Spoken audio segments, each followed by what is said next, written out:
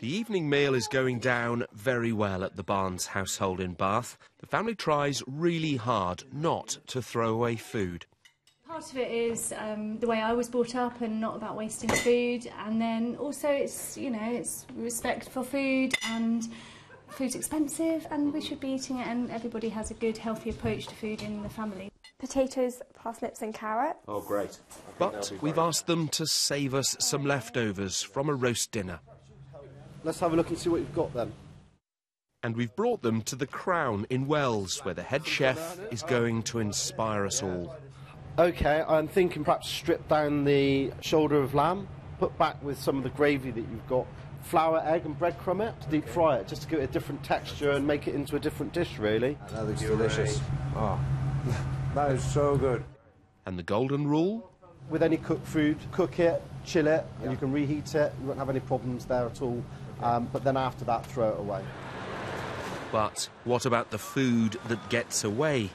At this biomass plant in Wiltshire, they process 70 tonnes a day, both domestic and commercial. Today's report by the anti-waste group WRAP says, on average, families throw away the equivalent of 6 meals a week. It calculates that as being worth £60 a month. But at least here, it's put to good use. Think of this plant like the human body, this part, the mouth, chewing up, breaking down the food before it goes into the stomach when the digestion process takes place. Those are the big tanks outside. The byproducts that are created are fertiliser and gas. You can imagine what those parts represent. The gas is then used to generate electricity for 1,200 homes, and this is a fraction of what's possible. We haven't been going very long in the UK compared to other parts of Europe. In Germany, for example, there's about 8,000 plants. In the UK, there's probably less than 200.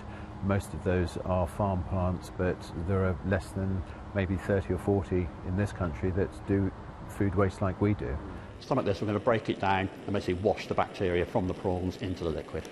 For the final leg of our food waste odyssey, we're at the labs in Bath Spa University, where they test food safety and believe that if we understood more about the shelf life of produce, then we could further reduce the amount thrown away.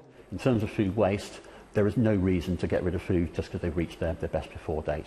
But with use-by dates, you do have an increased risk of causing illness if they're consumed after that. So that's the one to be particularly careful about.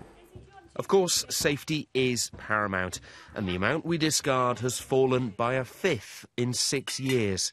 Perhaps we are learning to love our leftovers. John Maguire, BBC News, Bath.